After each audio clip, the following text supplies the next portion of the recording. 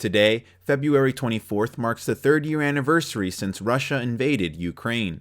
Throughout these 3 years, 2 Naperville Ukrainians have led efforts to support the country, both on and off the ground. Earlier this year, Aushra Talakelpsa de Ramondo went to Ukraine for the first time to meet with her group, the Naperville nonprofit Blue Yellow USA, to deliver supplies. Though she was glad to finally be in Ukraine, the sights were much harder to take in person. I saw for myself how much of it had been just bombed to smithereens. It looks like a nuclear war had happened in half of Ukraine. It's completely gone, completely dead, even the vegetation.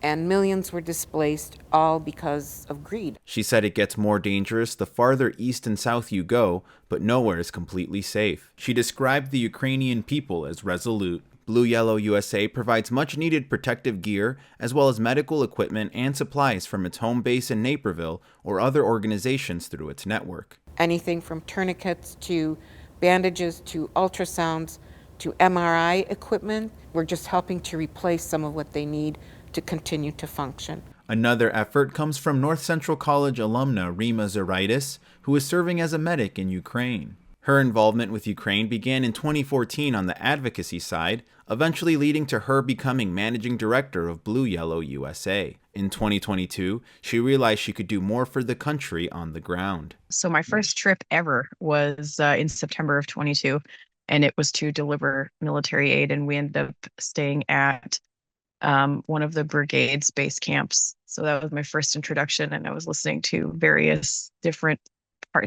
types of artillery flying over my head as a complete civilian who'd never been exposed to any of that before. The following year, she began staying in Ukraine long term. I started my medic studies at the end of September of 23, and then worked my way up through all my certifications to become a combat medic. And then I've been teaching tactical medicine for the last 8 or 10 months in Kyiv. This year, she joined the International Legion of the Ukrainian military, where she is currently undergoing a training cycle on a military base. We're short on medics here, and I have a skill set that's needed. So I felt that it was my duty to join the military and provide that skill set where it's needed the most. Zuraitis said the past few years have been tough on Ukrainians, but going into the third year since the invasion, the attitude remains the same: take back their land. That baseline will always remain the same, regardless of how tired people are. The main idea is to continue to fight for what's theirs, and it's their land. Recent statements and actions coming from the United States, Zuraitis said, are hurting morale in Ukraine. I think everybody's nervous for good reason, because we're feeling a little weak right now. And it's, because we're kind of lacking major support from the West. And so we're a little nervous going into the rest of winter, and it's going to be a tough fight.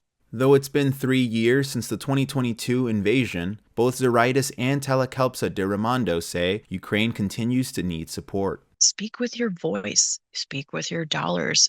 Donate to these nonprofits that are still doing good work in Ukraine, like Blue Yellow USA. And there's so many other ones, Ukraine Frontline, all of them. They're all still here working. Since donations have started going down in the last 3 years, working together has become even more important. We realize that people are tired of the war, but the war is not tired of them. Reporting for Naperville News 17, I'm Jesus Cortez.